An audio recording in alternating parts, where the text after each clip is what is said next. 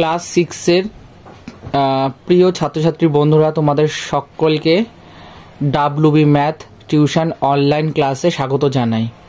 বহু প্রতীক্ষার অবসান ঘটিয়ে আমরা শুরু করতে চলেছি ক্লাস 6 এর প্রভাতী গণিত বইয়ের অনুশীলনীগুলোর প্রতিনিয়ত সমাধান। ঠিক আছে বন্ধুরা, আজকের এই ক্লাসে আমরা যেই চ্যাপ্টারটা নিয়ে আর কি সমাধানগুলো আলোচনা করব বা দেখব, সেই চ্যাপ্টারটা হচ্ছে পঞ্চম অধ্যায় সামান্য ভগ্নাংশের গুণ ও ভাগ। ঠিক আছে, এই চ্যাপ্টারটা দিয়ে আমরা শুরু করব। আর আজকের এই ক্লাসের যে অঙ্কগুলো নিয়ে আমরা আলোচনা করছি, যে সেকশনটা বা দাগ নাম্বারটা, সেটাকে আমরা মোটামুটি দুটো পার্টে কমপ্লিট করব, পার্ট 1 আর পার্ট 2। ঠিক আছে বন্ধুরা, তো দেখে নেব অঙ্কগুলোর পরপর সমাধান। আমি অনুশীলনী শুরু করাচ্ছি।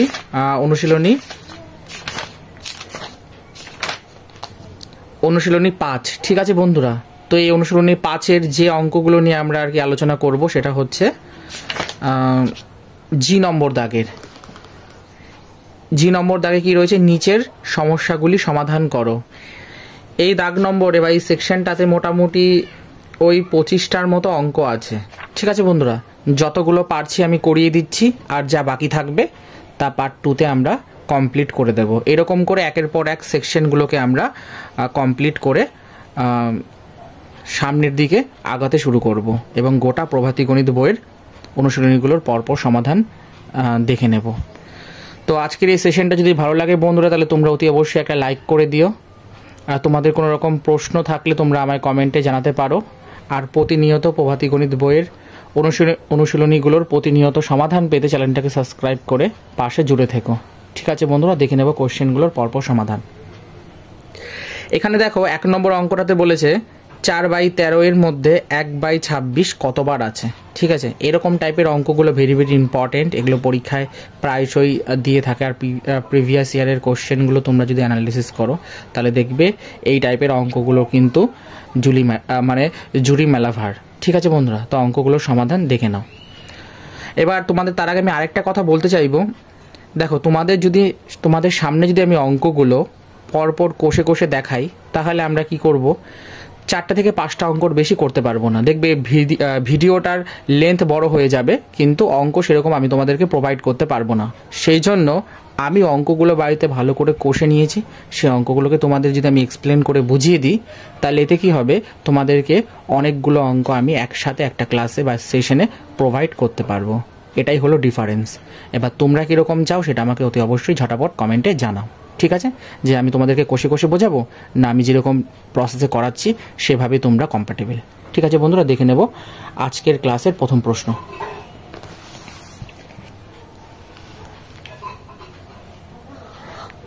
প্রভাতী গণিত ক্লাস 6 অনুশীলনী 5। ঠিক, জি নম্বর দাগ যেটা আগেই বলেছি। 1 নম্বর অঙ্কটাতে কি বলেছে, 4/13 এর মধ্যে 1/26 কতবার আছে। তো কতবার আছে সেটা বার করতে গেলে প্রথমে কি করব, আমরা 4/13-কে 1/26 দিয়ে ভাগ করে দেব। দেখো তাই করেছে, ইকুয়াল টু। এবার তোমরা খুব ভালো মতো জানো, ভাগ থাকলে যখন আমরা সেটা গুণে কনভার্ট করি তখন কি হয়,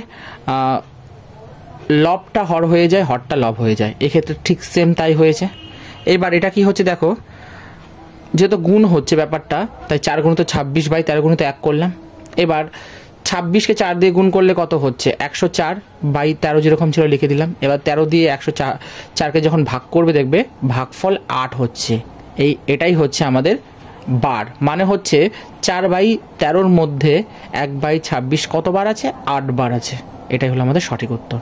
ঠিক আছে বন্ধুরা, দেখে নেব 2 নম্বর প্রশ্নটির সমাধান।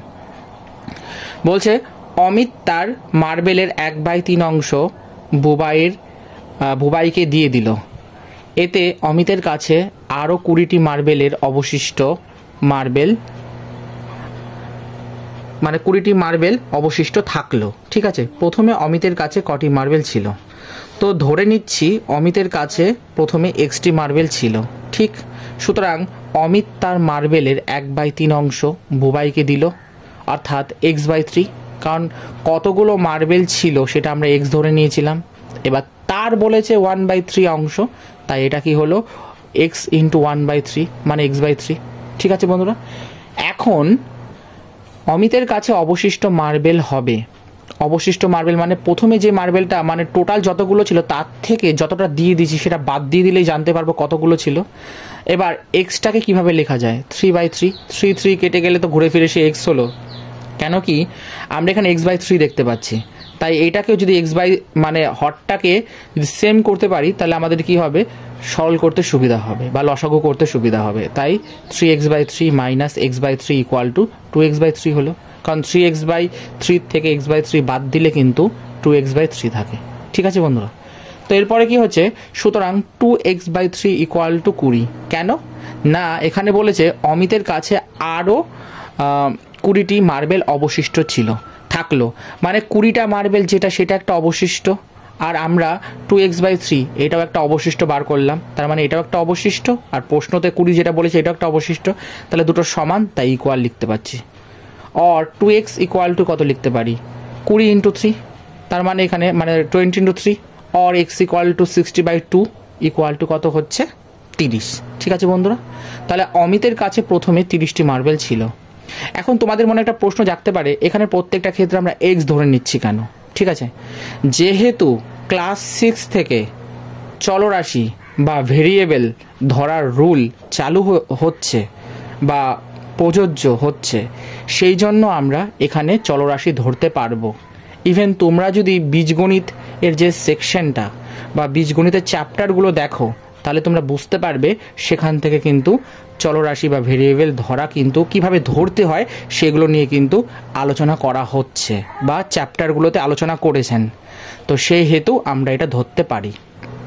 ঠিক আছে বন্ধুরা, দেখে নেব 3 নম্বর প্রশ্নটির সমাধান। বলছে এক ব্যক্তি প্রতি ঘন্টায় 4.1/2 কিলোমিটার পথ হাঁটতে পারেন। 2 ঘন্টায় 20 মিনিটে তিনি কত কিলোমিটার পথ হাঁটতে পারবেন বা পারেন? প্রথমে আমাদের কাজ হচ্ছে এই যে যেটা মানে কি বলবো, মিক্স যে ফ্র্যাকশনটা রয়েছে, মিশ্র ভগ্নাংশটা, এটাকে প্রথমে সামান্য বা অপ্রকৃত ভগ্নাংশে কনভার্ট করে নিচ্ছে। ঠিক আছে, আমাদের কাজ হচ্ছে 4.1/2 ইকুয়াল টু, এটাকে কি করব, 4 দুগুণে 8 আর 1 9/2। এবার এটাকে যখন ভাগ করব এটা কত হচ্ছে, 4.5 কিলোমিটার প্রতি ঘন্টা হচ্ছে। ঠিক, এবার 20 মিনিটটাকেও কি করতে হবে আমাদের, আওয়ারে কনভার্ট করতে হবে, মানে ঘন্টাতে। তার মানে 20 মিনিট ইকুয়াল টু 20/60 ঘন্টা ইকুয়াল টু 1/3 ঘন্টা হচ্ছে। তাহলে সুতরাং 2 ঘন্টা 20 মিনিট, তার মানে কি 2 ঘন্টা মানে 2 + 1/3 এইভাবে লিখতে পাচ্ছি। কেন কি 2টা তো ঘন্টায় রয়েছে, তাই এখানে 2 লিখলাম। এবার প্লাস, ঠিক আছে, 20 মিনিটের পরিবর্তে কত লিখতে পারি, 1/3, যেটা আমরা ইতিপূর্বে বার করলাম। এবার এটুকুকে যদি আমরা সরল করি তাহলে কত পাচ্ছি, 7/3 ঘন্টা। তাহলে মোট পথ, ফর্মুলা কি, গতি ইন্টু সময়। এবার গতি কত, 4.5 কিলোমিটার প্রতি ঘন্টা ইন্টু, আর আমরা যেটা সময় বার করলাম সেটা কত, 7/3 ঘন্টা। এটাকে যদি তোমরা সিম্পলিফাই করো, 4.5 × 7/3 ইকুয়াল টু 4.5 × 7/3 ইকুয়াল টু, এটাকে কত হচ্ছে গুণ করলে, মানে 4.5 কে যদি 7 দিয়ে গুণ করে 31 পূর্ণ 5/3 হচ্ছে। এবার এটাকে যখন ভাগ করবে 10.5 কিলোমিটার হচ্ছে। তাহলে তিনি 2 ঘন্টা 20 মিনিটে 10.5 কিলোমিটার পথ হাঁটতে পারেন। ঠিক আছে বন্ধুরা, দেখে নেব 4 নম্বর প্রশ্নটির সমাধান। হচ্ছে এক ব্যক্তি তার জমির 2/3 অংশে বাড়ি কিনেছেন, মানে বাড়ি করেছেন এবং অবশিষ্ট 1 কাঠা জমিতে ফুল গাছ লাগিয়েছেন। ওই ব্যক্তির বাড়ি কত কাঠা জমির উপর তৈরি? ঠিক আছে, মনে করি ওই ব্যক্তির জমির মোট পরিমাণ x কাঠা, বাড়ির জন্য ব্যবহৃত জমির পরিমাণ হবে 2/3x। কেন কি আমরা যেহেতু বলেছে যে এক ব্যক্তি তার জমির মানে হচ্ছে এখানে যে জমির পরিমাণ সেটাকে আমরা x ধরেছিলাম। এবার তার 2/3 অংশ মানে হচ্ছে 2/3x হলো গুণ। ঠিক, অবশিষ্ট জমির পরিমাণ হবে যেটা মোট জমি মানে x, তার থেকে যদি 2/3x এটা বাদ দিয়ে দিই তাহলে কত হচ্ছে 1/3x। তাহলে 1/3x ইকুয়াল টু 1 কাঠা, কারণ এটা তার জমির পরিমাণ। আর যেহেতু জমির পরিমাণটা বলে দিয়েছে 1 কাঠা, আর এটা যেটা বার করলাম সেটাও জমির পরিমাণ, এটাও জমির পরিমাণ, দুটো ইকুয়াল, তাহলে x ইকুয়াল টু 3 কাঠা হলো। এখন বাড়ির জন্য ব্যবহৃত জমির পরিমাণ হবে 2/3 গুণিত 3 ইকুয়াল টু 2 কাঠা। এটাই হচ্ছে আমাদের সঠিক উত্তর। দেখে নেব 5 নম্বর প্রশ্নটির সমাধান। বলছে একটি লাঠি থেকে 2.3/4 মিটার মাপের 8টি টুকরো পাওয়া গেল। মূল লাঠিটি কত মিটার লম্বা ছিল? তাহলে প্রথমে আমাদের কাজ হচ্ছে 2.3/4 যেটা আছে এটাকে প্রথমে কি করব আমরা, এটাকে আমরা ভগ্নাংশে কনভার্ট করব, ঠিক আছে। তো এটা এই টেকনিকে হয়েছে, দেখো কি মানে 2 + 3/4, তারপরে 2-এর পরিবর্তে 8/4 এরকম করে লেখা হয়েছে। তোমরা যদি চাও না আমরা এত কিছু করব না, আমরা ডিরেক্ট বলতে পারি, সেটাও লিখতে পারো। 4 দুগুণে 8 আর 3-এ কত হচ্ছে 11/4 মিটার, এরকমভাবেও তোমরা করতে পারো। কিন্তু জিনিসটা কি করে হয় সেটা আমি তোমাদেরকে এক্সপ্লেন করে দেখিয়েছি, ঠিক আছে। সুতরাং 8টি টুকরো লাঠির মোট দৈর্ঘ্য হবে কত হবে 8 গুণিত 11/4, এটাকে কাটাকাটি করলে কত হচ্ছে বা গুণ করলে 22 মিটার। সুতরাং মূল লাঠিটি 22 মিটার লম্বা ছিল। এটাই হচ্ছে আমাদের সঠিক উত্তর। দেখে নেব 6 নম্বর প্রশ্নটির সমাধান। কি বলেছে, একটি সংখ্যার 4/5 অংশ সংখ্যাটির সঙ্গে যোগ করে যোগফল 180 হলে সংখ্যাটি নির্ণয় করো। ধরে নিচ্ছি সংখ্যাটি x, ঠিক আছে। সংখ্যার 4/5 অংশ মানে সংখ্যাটা কত ধরেছি x, তার 4/5 অংশ মানে হচ্ছে 4/5x প্রশ্নানুযায়ী, ঠিক আছে।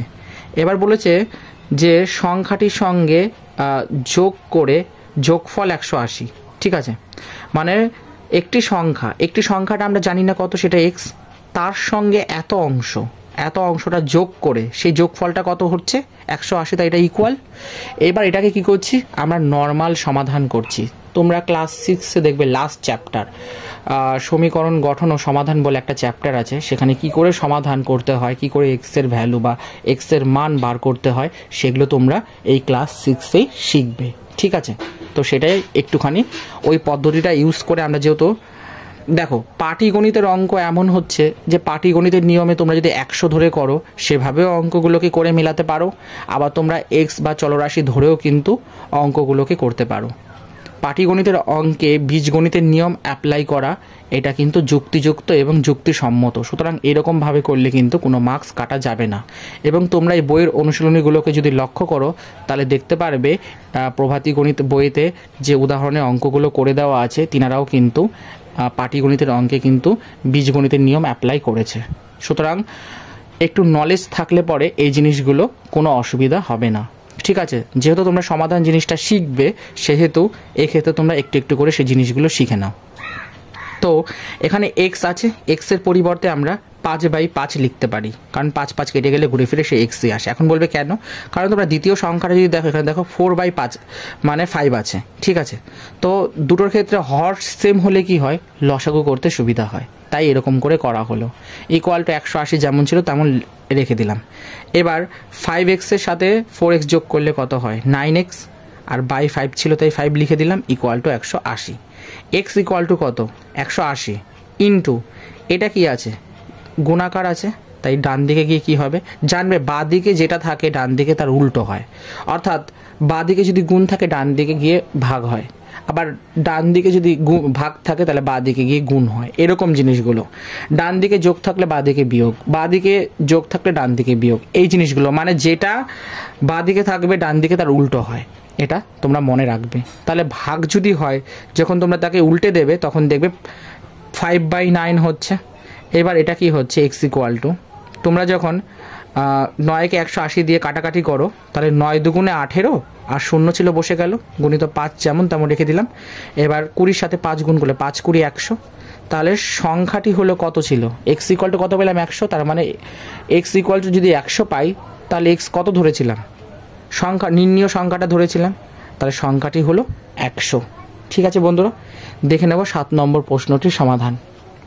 এমন একটি ভগ্নাংশ নির্ণয় করো যেটি 3/5 থেকে যত বড় 11/15 অপেক্ষা ঠিক তত ছোট। ধরে নিচ্ছি নির্ণীয় ভগ্নাংশ x, ঠিক আছে।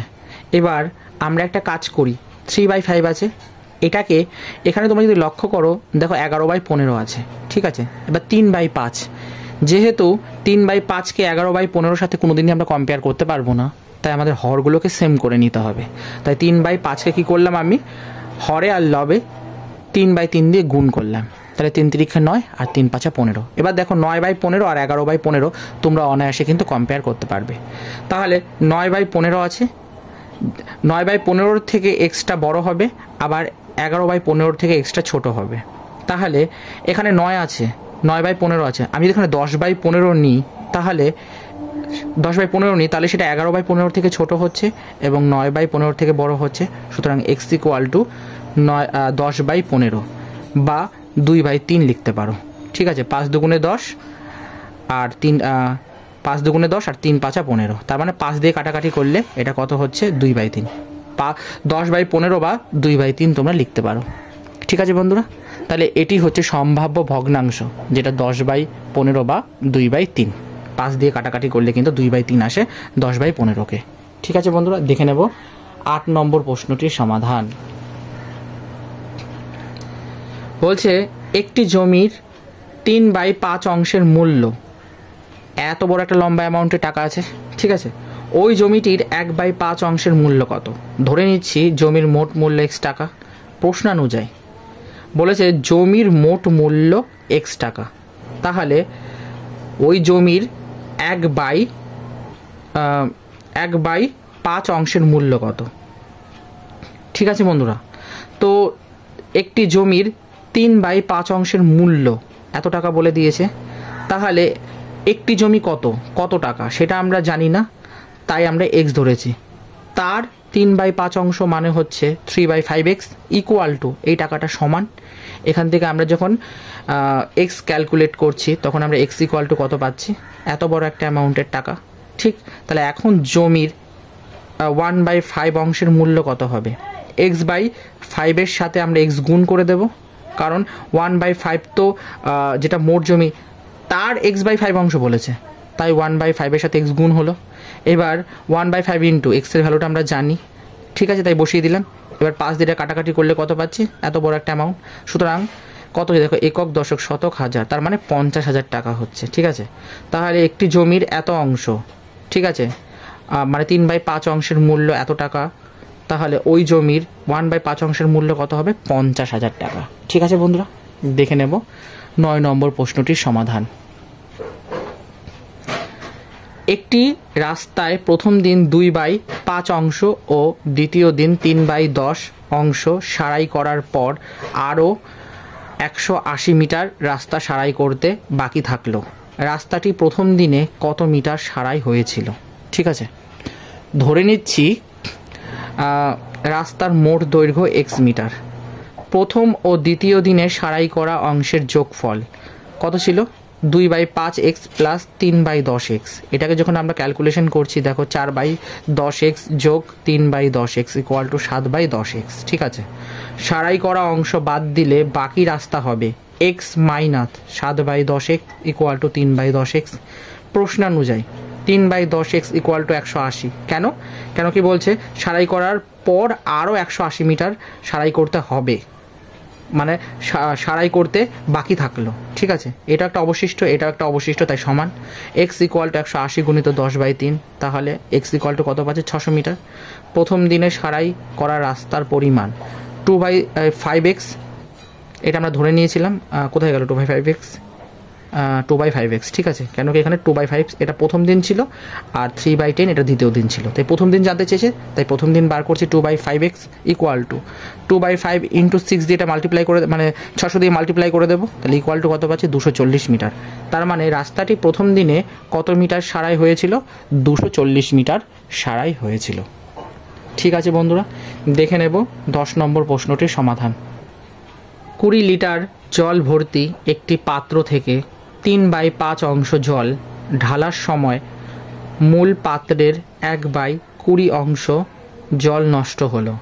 অবশিষ্ট জল দিয়ে 1/3 লিটার মাপের কটি বোতল ভর্তি করা যাবে? ঠিক আছে, ধরে নিচ্ছি পাত্রের মোট পাত্রে মোট 20 লিটার জল রয়েছে। ঠিক আছে, পাত্র থেকে 3/5 অংশ জল ঢালা হয়, অর্থাৎ 3/5 × 20 = 12 লিটার। নষ্ট হওয়া জল 1/20। ঠিক আছে বন্ধুরা, এটা যেহেতু বলে দেওয়া আছে ইন্টু 12। এবার 12 দিয়ে যখন ক্যালকুলেশন করছি তাহলে 12/20 = কত, 0.6 লিটার। পাত্র থেকে বের হওয়া জলের পরিমাণ 12 থেকে, মানে যেটা পেলাম এটাও হচ্ছে বের হয়ে যাওয়া জল, এটাও বের হয়ে যাওয়া জল, তা দুটোকে কী করছি আমরা, বিয়োগ করছি। প্রথম 12 থেকে যদি আমরা 0.6 বাদ দিই তাহলে 11.4 লিটার হচ্ছে। তাহলে অবশিষ্ট জল 20 থেকে 12 বাদ দিলে কত হচ্ছে, 8 লিটার।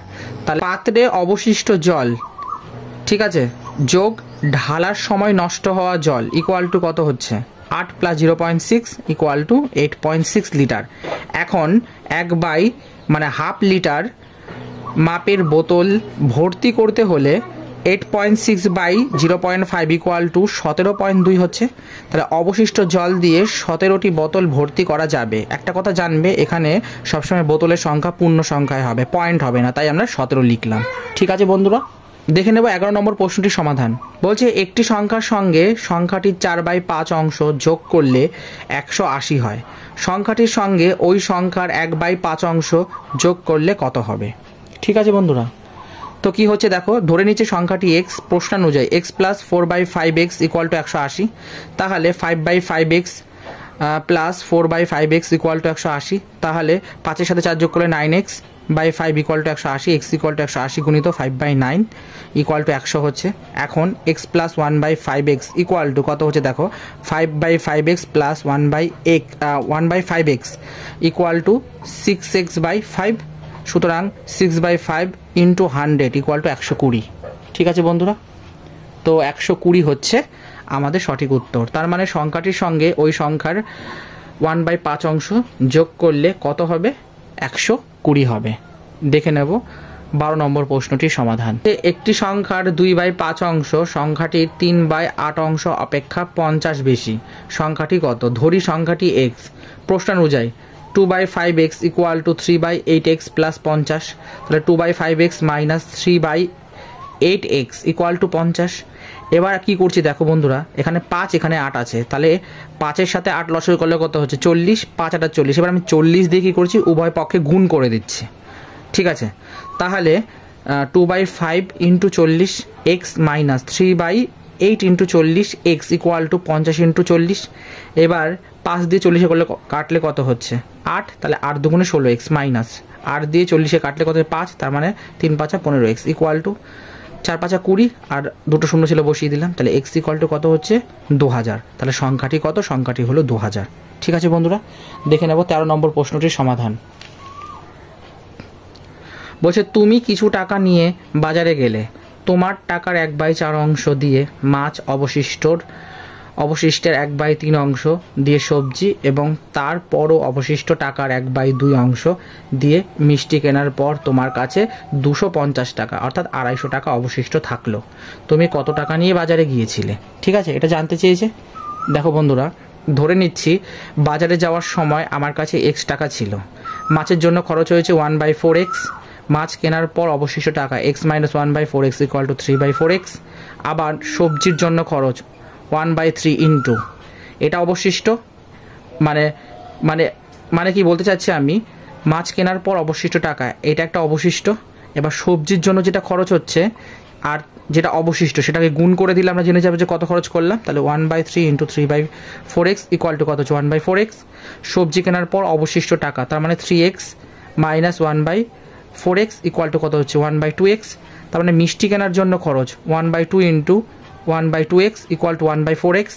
মিষ্টি কেনার পর অবশিষ্ট টাকা তার মানে 1/2x - 1/4x = কত হচ্ছে, 1/4x। এবার সুতরাং 1/4x = কত হচ্ছে, 250। x = কত হচ্ছে দেখো বন্ধুরা, 250 × 4 তার মানে কত হচ্ছে, 250-কে 4 দিয়ে গুণ করলে 1000। তার মানে আমি বাজারে 1000 টাকা নিয়ে গিয়েছিলাম। ঠিক আছে বন্ধুরা, এখন তোমাদের মনে একটা প্রশ্ন হতে পারে যে অঙ্কগুলোর সমাধান এত বড় আর এত ভাষা ইউজ করা হয়েছে কেন?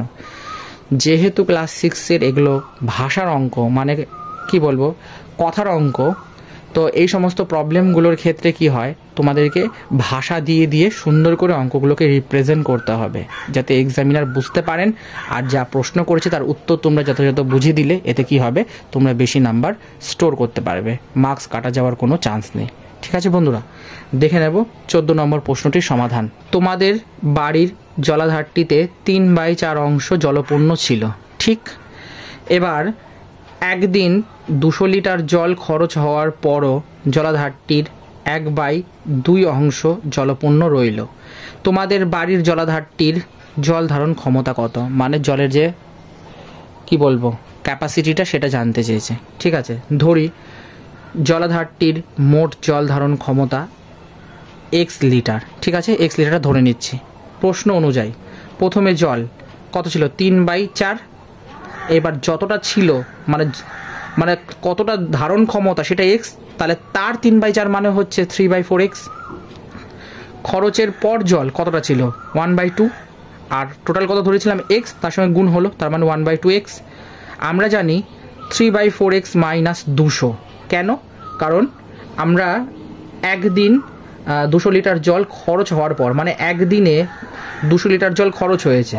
ঠিক আছে, প্রথমে যেটা খরচ হলো সেটা 3/4x ছিল, তার থেকে আরও বলেছে 200 লিটার খরচ, তার মানে 3/4x মাইনাস 200 বিয়োগ হলো ইকুয়াল টু খরচের পর যেটা অবশিষ্ট ছিল সেটা কত? 1/2x, তাই ইকুয়াল টু 1/2x হলো। ঠিক আছে, এবার এটা নর্মাল সমাধান করেছি আমরা যেরকম করে থাকি, যে 3/4x, এটা মানে এক্স রাশিগুলোকে একদিকে রাখতে হয় আর সবসময় সেটা বাম দিকেই থাকবে, যেহেতু এটা ফাইন করবো আমরা, মানে বার করব।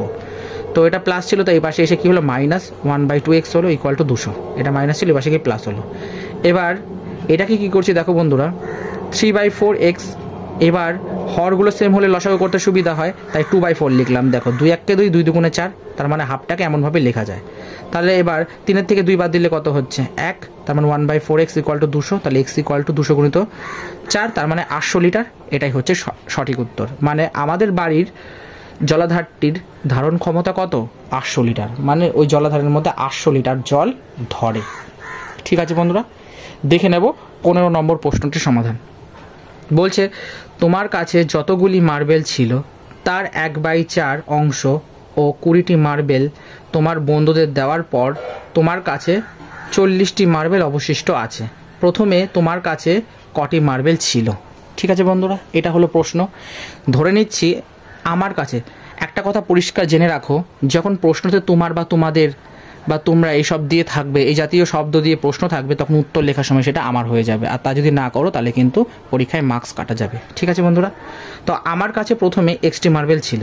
প্রশ্নানুযায়ী প্রদত্ত মার্বেল বন্ধুদের দেওয়া, মানে প্রদত্ত মার্বেল বন্ধুদের দেওয়া, তার মানে বন্ধুদের কী কী দিলাম? প্রথমে 1/4 দিয়েছি, কতগুলো মার্বেল? যতগুলো ছিল তার, তাই 1/4x গুণ হলো, প্লাস আরও বলেছে কত? 20টা মার্বেল এক্সট্রা দিয়েছিলাম, তাই প্লাস 20 লিখলাম।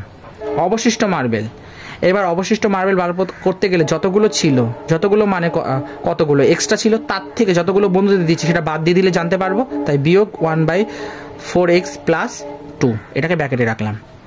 এবার অবশিষ্ট মার্বেল প্রশ্নতে কতগুলো বলেছিল? 40টা, তাই এর তলায় 40 বসালাম।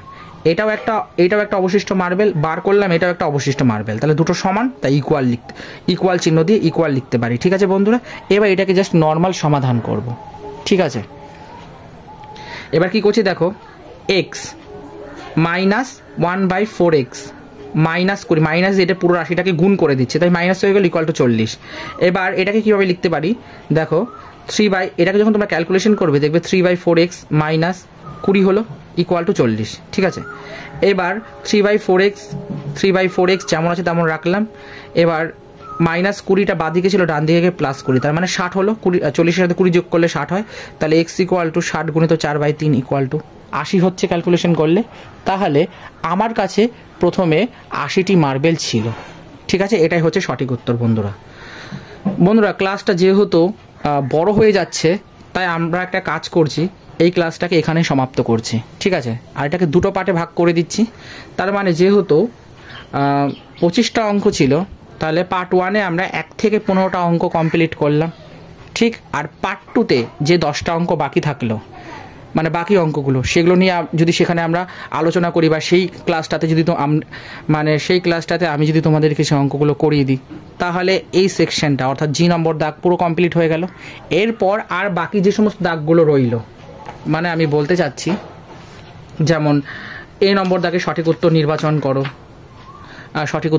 করো, বি নম্বর দাগে রয়েছে শূন্যস্থান পূরণ করো, সিতে সত্য মিথ্যা, ডিতে গুণফল নির্ণয় করো, ইতে ভাগফল নির্ণয় করো, তারপরে এফতে সরল করো, আর লাস্টে যে জি নম্বর সেটা নিয়ে আজকে আমাদের মূল আলোচনা ছিল। ঠিক আছে বন্ধুরা, আলোচনা ছিল তো সেটাতে কি করলাম আমরা 1 থেকে 15 দাগ পর্যন্ত পার্ট 1-এ কমপ্লিট করলাম। ঠিক আছে বন্ধুরা, আর বাকি যে অঙ্কগুলো রইলো এটা আমরা পার্ট 2-তে কমপ্লিট করব। তাহলে এই সেকশনের অর্থাৎ জি নম্বর দাগটা কমপ্লিট হয়ে যাবে। আশা করি বন্ধুরা তোমরা বুঝতে পেরেছো। তাহলে আজকের এই ক্লাসে আমি এখানে সমাপ্ত করলাম। পরবর্তী ক্লাসে অর্থাৎ পার্ট 2-তে বাকি যে সমস্ত অঙ্কগুলো রইলো সেগুলো নিয়ে আমরা আলোচনা দেখব। তোমরা সকলে ভালো থেকো, সুস্থ থেকো, আর অঙ্কগুলোকে প্র্যাকটিস করো। চলো টাটা।